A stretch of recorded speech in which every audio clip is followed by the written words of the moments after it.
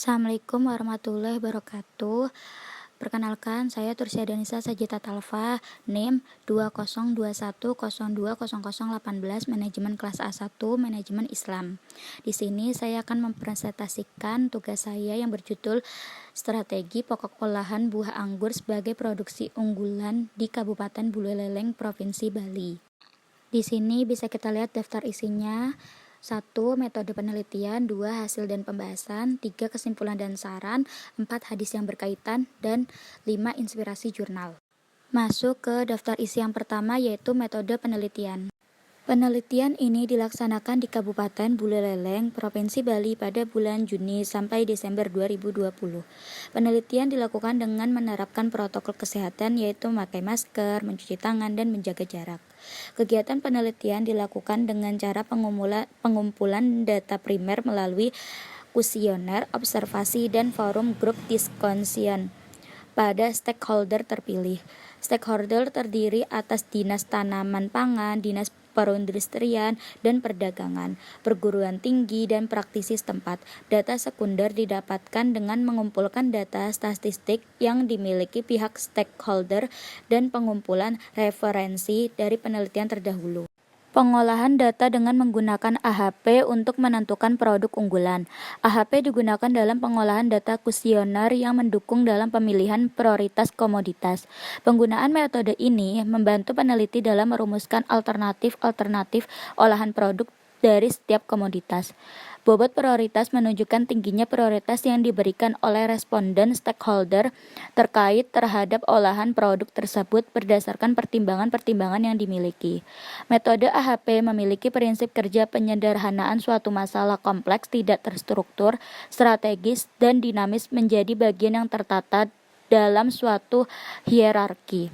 Metode selanjutnya adalah melakukan perencanaan strategi dalam pelaksanaan diversifikasi produk olahan buah anggur dengan mengevaluasi faktor internal IFA dan evaluasi faktor eksternal IFA pada lingkungan budidaya maupun produksi. Hasil analisis IFA dan IFA disajikan dalam bentuk matriks IA. Matriks ini bermanfaat untuk memposisikan perusahaan ke dalam matriks yang terdiri atas 9 sel.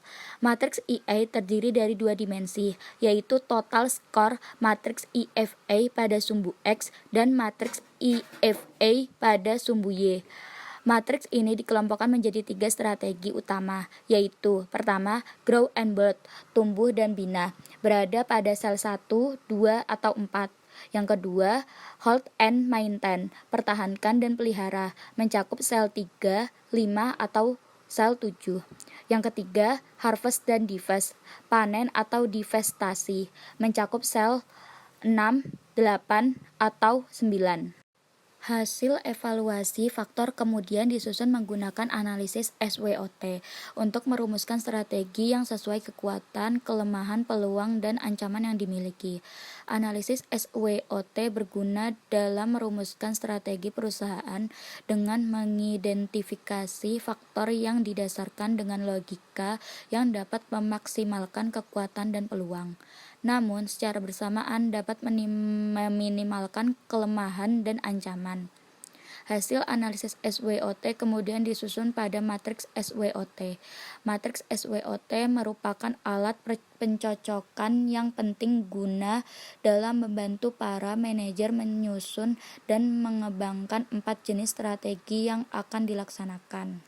Kegiatan penelitian yang akan dilakukan meliputi identifikasi dan pemilihan prioritas buah unggulan dan produk unggulan, menyusun pohon industri buah anggur dan menentukan prioritas produk hasil olahan industri anggur, analisis faktor internal dan eksternal, analisis kondisi dengan matriks IA, penyusunan alternatif strategi pengembangan dengan matriks SWOT, penentuan prioritas strategi pengembangan olahan anggur dengan QSPM.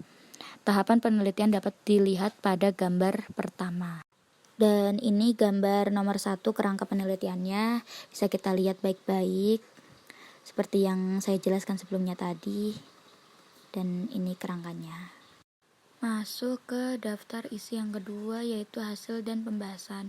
Terdapat beberapa bab di dalamnya. Yang pertama, identifikasi dan pemilihan prioritas buah unggulan dan produk unggulan. Yang kedua, pengertian pohon industri buah anggur. Yang ketiga, prioritas produk hasil olahan industri anggur. Yang keempat, pemilihan strategi menggunakan SWOT dan KSPM. Masuk ke pembahasan yang pertama, yaitu identifikasi dan pemilihan prioritas buah unggulan dan produk unggulan. Hasil identifikasi penelitian buah anggur di Provinsi Bali didapatkan bahwa yang pertama, buah anggur dikembangkan di Dusun Ambegan, Desa Banjar, Kecamatan Banjar, Kabupaten Buleleng, Provinsi Bali yang berlokasi pada LS 08 derajat 11 335 I dan bujur timur 115 derajat 58 158 I. Gambar kebun anggur dapat dilihat pada gambar 2. Dan ini gambarnya. Yang kedua yaitu pengembangan anggur pada daerah ini berpotensi cukup bagus namun masih memiliki beberapa kendala. Kendala yang dihadapi yaitu masalah air dan harga. Buah anggur yang dikelola oleh petani di Kabupaten Buleleng dipasarkan dalam bentuk segar. Yang ketiga, anggur segar yang dihasilkan oleh Kabupaten Buleleng ada yang diolah menjadi wine, brem, jus, keripik, selai, kopi biji anggur, teh kulit anggur, jajan matahari, dodol, dan iwel. Kelompok yang mengelola anggur segar menjadi anggur olahan yaitu Amerta Nadi. Adapun produksi olahan anggur dapat dilihat pada gambar 3. Dan ini contoh jusnya. Yang keempat yaitu pengembangan olahan anggur pada Kabupaten Buleleng masih menghadapi masalah yaitu pasar yang belum jelas, masyarakat yang belum memahami tata cara produksi dengan baik sehingga yang dihasilkan hanya jus anggur. Masuk ke pembahasan yang kedua yaitu pohon industri. Pohon industri merupakan diagram yang menggambarkan produk turunan dari suatu komoditas atau komponen pembentuk suatu produk yang dikumpulkan dari berbagai sumber untuk melihat gambaran umum tentang kemungkinan yang dapat dihasilkan dari pengolahan suatu komoditas. Pohon industri merupakan kemasan informasi yang memiliki fungsi dan manfaat suatu komoditas yang bernilai ekonomis. Hasil penelitian didapatkan bahwa pohon industri anggur dapat diolah menjadi 19 produk olahan yaitu sale, kosmetik, selai, sirup, jus, jelly, wine, buah kaleng, minyak anggur, pektin, pakan ternak, makanan farmasi, asinan, keripik, manisan, makanan bayi, makanan ternak, pati, industri makanan. Adapun pohon industri anggur dapat dilihat pada gambar 4. Dan bisa kita lihat gambar 4 pohon industri anggurnya sesuai urutannya yang seperti saya jelaskan tadi, bermacam-macam dan masuk ke beberapa bagian yaitu fresh of fruit, rind, raw fruit, dan fruit set. Masuk ke pembahasan yang ketiga yaitu prioritas produk hasil olahan industri anggur. Hasil pemetaan pohon industri anggur didapatkan produk olahan sale, kosmetik, selai, sirup, jus, jelly, wine, buah kaleng, minyak anggur, pektin, pakan ternak, makanan farmasi, asinan, keripik, manisan, makanan bayi, makanan ternak, pati, atau makanan. Kemudian dilakukan pemilihan prioritas produk olahan dengan menggunakan AHP yang hasilnya dapat dilihat pada tabel 1. Hasil analisis data didapatkan bahwa wine sebagai produk olahan prioritas pertama. Wine adalah minuman beralkohol yang dibuat dari buah grapesor yang difermentasi. Keseimbangan kimiawi alami dari buah anggur membuatnya berfermentasi tanpa penambahan gula, asam, enzim, air, atau nutrisi lainnya. Ragi mengonsumsi gula dalam buah anggur dan mengubahnya menjadi alkohol dan karbon dioksida. Varietas yang berada dari buah anggur dan galur ragi menghasilkan jenis anggur yang berbeda, di mana masa fermentasi dan penuaan menyebabkan kandungan alkohol berkisar antara 5% sampai 13%. Prioritas kedua adalah selai. Selai merupakan produk makanan dengan konsistensi gel atau semi padat yang dibuat dari bubur buah. Kekerasan selai bergantung pada konsentrasi gula, pektin, dan asam pada bubur buah. Prioritas ketiga adalah sirup. Sirup merupakan produk minuman yang dibuat dari campuran air dan gula dengan kadar larutan gula minimal 65% dengan atau tanpa bahan pangan lain dan atau bahan tambahan pangan yang diizinkan sesuai ketentuan yang berlaku.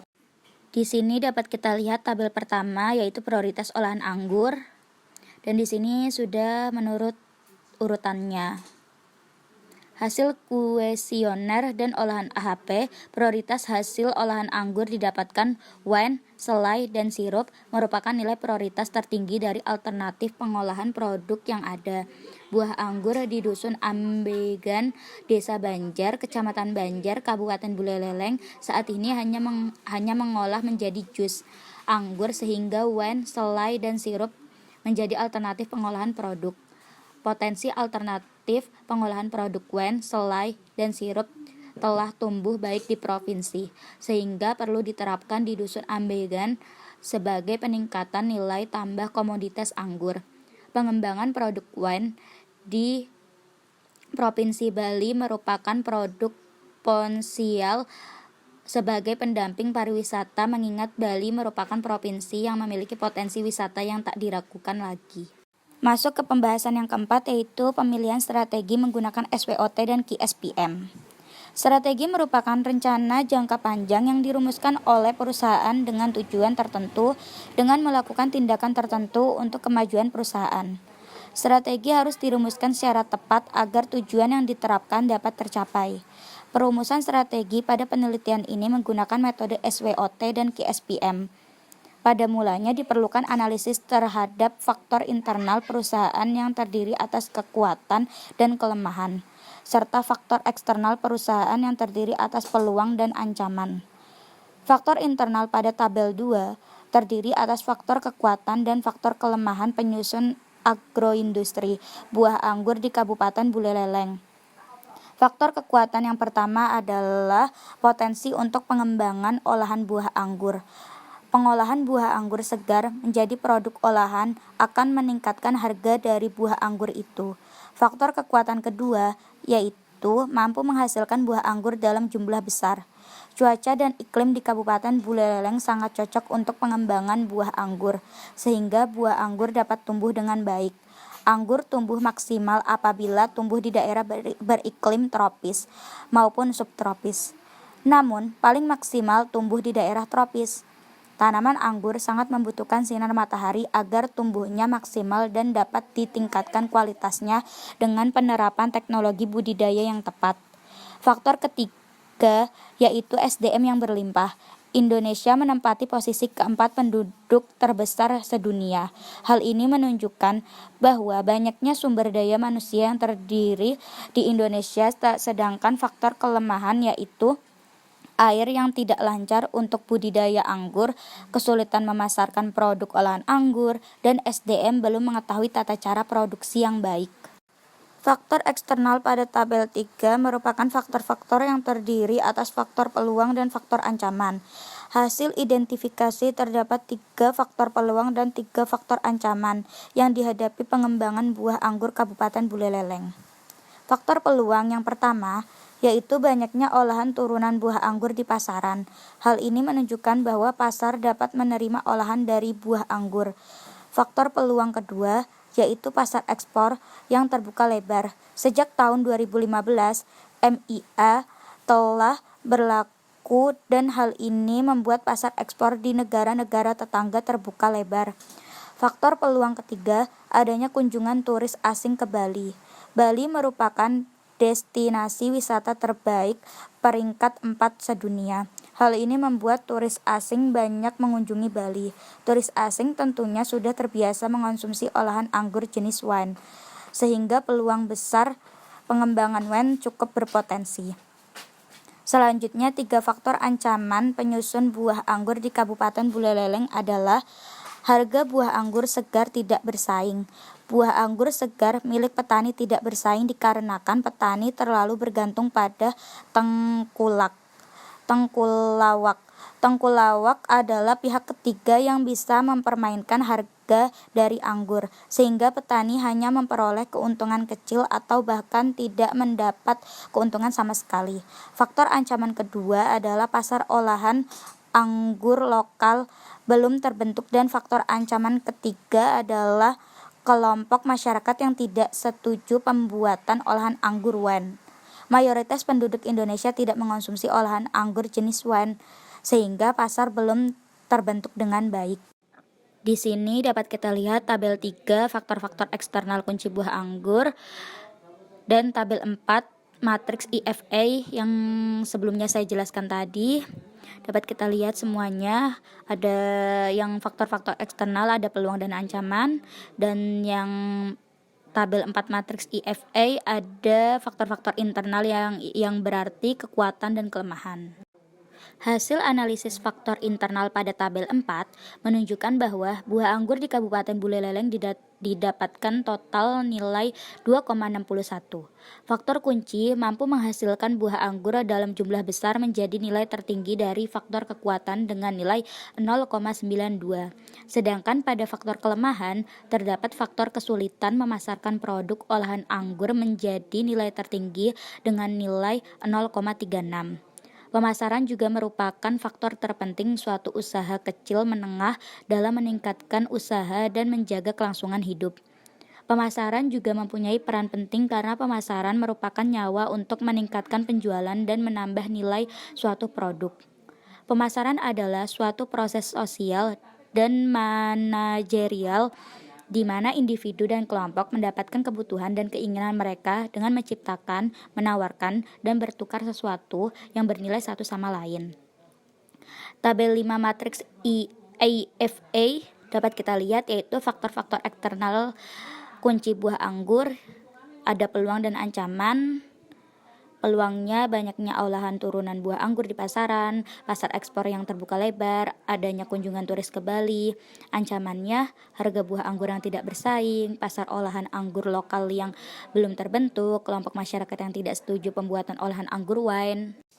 Hasil analisis faktor eksternal buah manggis pada tabel 5 didapatkan bahwa total nilai 2,24. Faktor pasar ekspor yang terbuka lebar untuk olahan anggur memiliki poin tertinggi pada faktor peluang dengan nilai 0,68. Pada faktor ancaman didapatkan bahwa faktor harga buah anggur yang tidak bersaing menjadi nilai tertinggi dengan nilai 0,74. Hasil analisis faktor internal dan eksternal kemudian dimasukkan ke dalam matriks EA untuk melihat posisi agroindustri anggur di Kabupaten Buleleng. Matriks internal eksternal berguna dalam menentukan strategi yang sesuai dalam strategi pengembangan. Gambar 5 masuk ke dalam matriks EA didapatkan bahwa saat ini berada pada sel 5 dengan strategi hold and maintain. Strategi yang dapat dilakukan adalah penetrasi pasar, pengembangan produk, dan pengembangan pasar. Adapun alternatif strategi yang disusun berdasarkan analisis IFA dan EFA buah anggur Kabupaten Buleleng dalam matriks SWOT yang dapat dilihat pada gambar 6. Dan berikut ini gambar 6 matriks internal eksternal. Total rata-rata tertinggi IFA dan total rata-rata terimbang EFA. Dan di sini dapat kita lihat gambar 6 matriks SWOT-nya. Tabel 6 pemilihan strategi menggunakan KSPM, yaitu alternatif strategi. Di sini ada 12. Bisa kita lihat sendiri. Di sini saya jelaskan tabel sebelumnya yaitu tabel 6 merupakan hasil olahan metode KSPM alternatif strategi yang telah disusun dalam matriks SWOT. Hasil analisis KSPM menunjukkan bahwa strategi yang paling utama dilakukan yaitu memberikan pelatihan SDM terkait pemasaran, memasuki pasar internasional, dan mengurangi jumlah penjualan buah anggur segar. Menurut Praptono 2012, program pengembangan SDM harus dilakukan karena tuntutan akan kualitas dan kuantitas kinerja karyawan. Tuntutan tersebut terjadi karena perkembangan masyarakat yang sangat dengan harapan kinerja dan prestasi mereka menjadi semakin baik dan pengembangan yang butuh dilakukan secara utuh dan menyeluruh. Dalam program pengembangan harus dituangkan sasaran, kebijaksanaan, prosedur, anggaran, peserta, kurikulum, dan waktu pelaksanaannya. Program pengembangan harus berprinsipkan pada peningkatan efektivitas dan efisiensi kerja masing-masing karyawan pada jabatannya. Strategi kedua adalah memasuki pasar internasional. Menurut Sharitai et al. 2018, strategi untuk memasuki pasar internasional yaitu secara langsung dan tidak langsung. Ada beberapa pilihan strategi untuk memasuki pasar internasional antara lain ekspor dan aliansi strategis. Aliansi strategis dibagi menjadi 5 yaitu 1. Linensi, 2. Waralaba. Waralaba adalah variasi lain dari strategi perubahan linensi dan sebuah kontrak antara sebuah perusahaan induk dan pihak lain yang memperbolehkan pihak terwalaba mengoperasikan sebuah bisnis yang dikembangkan oleh pihak pewaralaba. Ketiga, usaha patungan. Usaha patungan atau joint venture adalah sebuah strategi untuk memasuki sebuah pasar host country, di mana pihak mitra lokal memiliki kepemilikan bersama dalam sebuah perusahaan yang baru dibentuk. Keempat, kontrak produksi. Perusahaan berkonsentrasi pada desain produk dan pemasaran, dan mentransfer tanggung jawab untuk kepemilikan fasilitas-fasilitas produksi. Kelima, investasi langsung. Investasi langsung dilakukan untuk menghindari hambatan tarif dan kuota, pengalaman untuk mentransfer teknologi, dan menyediakan teknik manufaktur baru. Strategi ketiga adalah mengurangi jumlah penjualan buah anggur segar. Kelemahan penjualan buah anggur segar adalah selama proses penyimpanan buah anggur mengalami beberapa perubahan, antara lain perubahan fisik dan kimia. Hal ini sesuai dengan sifat produk lepas panen, yaitu sebagai struktur jaringan hidup sehingga buah masih mengalami proses metabolisme yang berakibat kerusakan. Penjualan buah segar dalam kegiatan pemasaran petani seringkali menjadi pihak yang paling dirugikan, karena harga jual biasanya dimainkan oleh para pelaku pemasaran, sehingga petani dihadapkan pada pilihan harus menjual hasil produksinya dengan harga yang rendah. Memasuki daftar isi yang ketiga yaitu kesimpulan dan saran. Hasil analisis dapat ditarik kesimpulan, yaitu bahwa prioritas produk olahan anggur secara berurutan adalah wine, selai, dan sirup. Pemilihan dan optimasi produk olahan terhadap alternatif produk terpilih mempertimbangkan kekuatan sumber daya, kelemahan teknologi, peluang pertumbuhan pemasaran. Strategi yang dapat dilakukan adalah penetrasi pasar, pengembangan produk, dan pengembangan pasar. Prioritas utama berturut-turut produk olahan anggur adalah wine, selai, dan sirup. Harus dioptimasikan adalah menjaga mutu dan produktivitas olahan melalui alternatif strategi yaitu pelatihan SDM terkait pemasaran baik, memasuki pasar internasional, mengurangi jumlah penjualan buah anggur segar, juga diversifikasi produk olahan anggur dengan melihat preferensi konsumen, menghasilkan olahan anggur dengan kualitas baik dan rendemen yang tinggi. Di samping itu, pengembangan bahan baku yang berkualitas dengan peningkatan teknologi budidaya yaitu pemasangan pipa untuk mengalirkan air ke seluruh perkebunan anggur, pelatihan SDM tentang cara produksi yang baik, membentuk jejaringan, dan membentuk struktur kelembagaan. Berikut daftar isi yang keempat yaitu hadis yang berkaitan. Nabi Muhammad SAW bersabda, "Kalian mempunyai kismis anggur, ia dapat mencerahkan wajah dan menghilangkan dahak." Hadis riwayat Abu Nuaim. Dan menurut Ibnu Qayyim al-Jauziyah dalam buku Jadul Ma'ad, anggur bermanfaat menguatkan perut, hati, dan jantung, mengobati sakit kerongkongan, dada, paru-paru, ginjal, dan saluran kemih.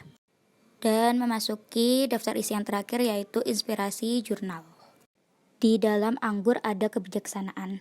Alasan saya mengambil jurnal ini adalah karena anggur bisa diolah menjadi bermacam-macam, sampai halnya menjadi minuman pengeras buat jiwa manusia yang sedang tidak tenang. Tetapi jangan salah menduga, anggur tetap halal, ia akan berubah menjadi haram ketika dicampurkan oleh sesuatu yang tidak diperbolehkan, seperti halnya orang-orang yang menganggap anggur sebagai obat penenang dan senang. Buah anggur sendiri memiliki makna simbolis, yaitu sebagai keberuntungan baik, harta melimpah, dan kemakmuran. Meskipun anggur dengan warna apa saja tetap membawa keberuntungan, namun anggur dengan warna hijau kekuninganlah yang populer disajikan karena dianggap memiliki warna emas sebagai doa harta melimpah. Bukan hanya mewakili doa dan harapan datangnya uang yang banyak, anggur juga menyimpan makna kesuburan, banyak keturunan, keluarga yang besar dan harmonis, serta melimpahnya makanan. Dan buah anggur juga sangat baik untuk dimakan, baik ketika masih segar ataupun sudah kering. Anggur merupakan buah yang mudah dicerna, dapat menggemukkan, dan dapat menyuplai gizi yang cukup. Anggur hijau maupun merah memiliki khasiat yang sama. Keduanya bisa dimanfaatkan untuk menjadi buah, makanan, minuman, maupun sebagai obat. Terima kasih. Cukup sekian presentasi dari saya. Jika ada kata-kata yang salah, kurang lebihnya saya minta maaf. Wassalamualaikum warahmatullahi wabarakatuh.